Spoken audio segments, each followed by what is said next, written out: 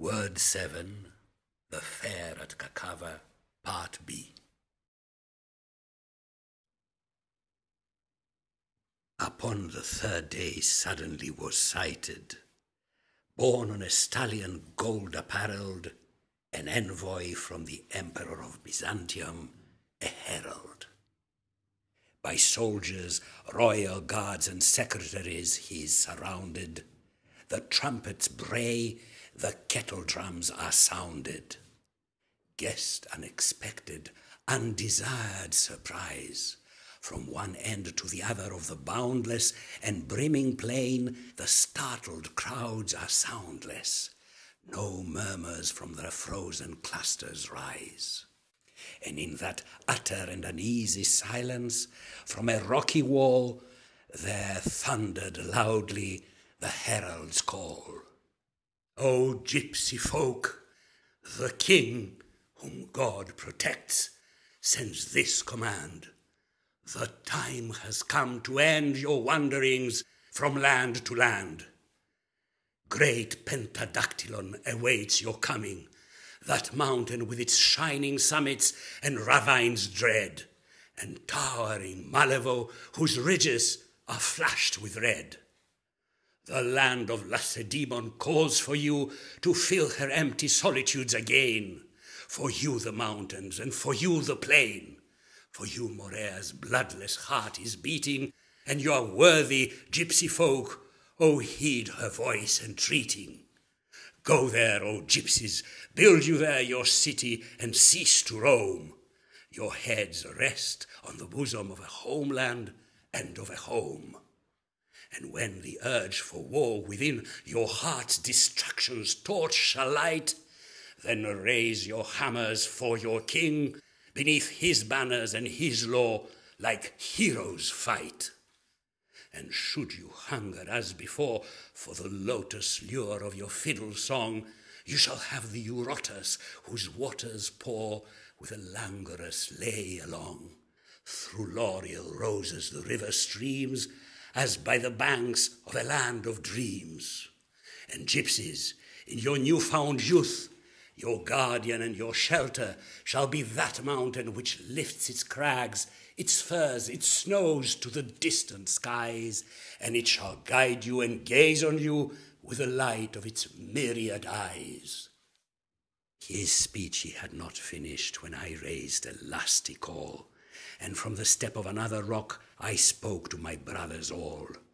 Within me wrath shrieks like a bird of prey, and my mind is an angry sea. I cannot lock within my breast a mystic and mighty world, a world of dreams from the long-lost past and visions of times to be. Oh, hear me, gypsy folk. I am the sign and omen of a future world to come, when drifting years, who knows their count, have rolled. One am I, yet for thousands do I live. Oh, hear me, gypsy folk, this tongue of mine shall speak as never prophet spoke of old.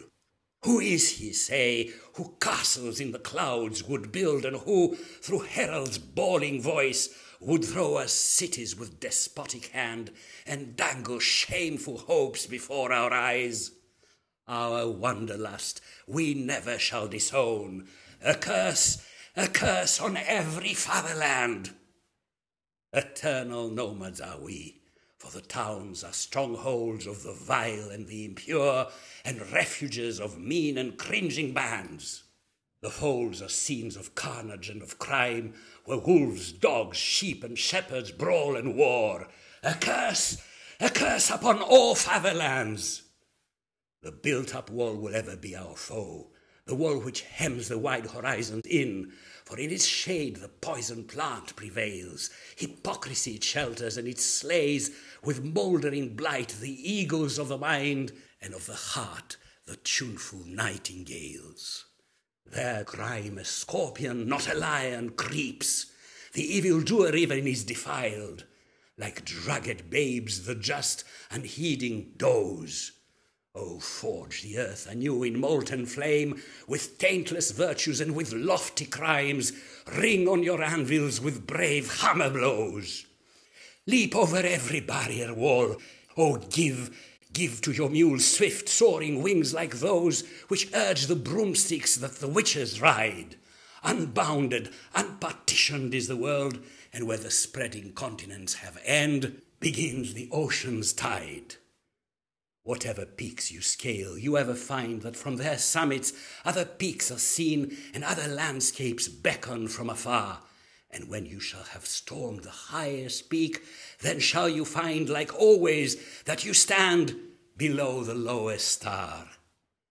Laws, when not promulgated by the sage of his deep wisdom like divine decrees, bear down and strangle in a smothering load. Breath of the laws that regulate all things, our law is deep within us, eagle-eyed, our law forever is the open road. Who are you who would bid us root ourselves and be unworthy evermore to drink the sun as now we drink of its bright tide? Our cup is ever flowing to the brim, and if we have a fatherland it is the sun's unbounded realm on every side. From out the seven-rivered land we sprang, the land where all is monstrous, where both light and darkness monstrous are, a land where daunted man faces life that weighs upon his soul like nightmare burden, life that ever looms, a valley spectre haunted. We grew among the lotuses and swans. We raced the fleet-foot deer across the plains where myriad streamed the mighty Ganges ran. With Titan elephants amid the wilds we wove our loves. For ancestors we had the snake and Hanuman. We are the race of iron and of bronze, forged by the cunning hand of earth's first smith and father of all mankind, Tubal-Cain. But with a poison subtle and unslaked, our root was watered, and upon us lies a curse as upon Cain. We never cringed or bowed on bended knee before the great to kiss the feet of them who trample us like worms into the sward. And yet our souls were ever too enthralled by contemplative thought and woven dreams to draw the warlike sword. All humiliations have we known, and with a tranquil resolution of despair we drank of every grief and every fear. Within a world where all things rooted seemed, we fashioned soaring pinions of our root and watched each new horizon disappear. We flitted with the wildcat's sinuous glide, the flutter of the shadow-loving bat, the locust's leap across the desert sands. We fled and bore with us a fierce disdain for every lair, for every house and wall, a curse, again a curse on fatherlands. From India to Iran we made our way. The Taurus saw us as we tramped on foot with wandering merchants down the endless road. Our bodies have defied and overcome the buffetings of forest, steppe and flood, of hail, of simoom, and of north wind goad. Still deeper have we pressed our sandals' print into Egyptian sands. The desert sphinx gazed with astonishment on us and saw a mystery more strange than its own face. From Nile to the Euphrates lands we poured, and from Benares to Aleppo's shore. From Trebizond, the Black Sea's citadel, we rolled towards the Danube's marshy banks. Across the Balkans toiled our roving clans. Then to the city we were borne by ships. The Thracian meadows saw for the first time our harassed caravans. And if you were to say, "You shall return once more, O gypsies, to your cradle land," still brimming with a life force which disdains both count and limit, where in mighty blend all things appear gigantic, herb or hill, and where all things seem linked by wonders' chains. Your ancient homeland waits for you afar to honor you with the surpassing fame she dealt to sages and to heroes bold, to rear you kingly thrones and to adore you lotus-crowned in company with all her prophets and ascetic saints of old. Then even had we answered, We refuse. Spoil not our festival. We celebrate the shattering of every bond and chain, be they of diamond or of tempered steel. We are the great affranchised of the earth. A curse on fatherlands again. And if unparalleled has been our fall, if we have sunk into a chasm so deep that deeper one has met no nation's eyes, it is because to us has been reserved, when dawns the fated day, an equal flight towards the highest skies. We are the race that destiny has marked to give the death blow to all fatherlands. Maya, the mother of the world, the fair and constant spouse of Brahma, shall then weave her wondrous work, the joy of gods and men, a miracle beyond compare. All nations shall form but one Gypsy race, raised on a throne of glory to create, with hammer or with fiddle bow in hand, the all-pervading ideal. All the world shall be a pageant in a Maytime field, and all the earth shall be one fatherland. A towering Atlas then shall mankind choose, or else an Athos to immortalize by sculptor's art our effigy in stone. And from the heavens' abyss a new star shall rise in radiant luster, and the world shall hail it with a mighty name, our own.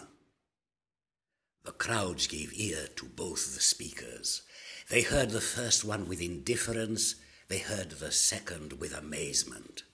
They dimly felt a vague emotion, but no thought pierced their comprehension. At most an inward effort shook them, like that one makes upon awakening, to seize anew a dream half vanished, which ever flees when one would grasp it.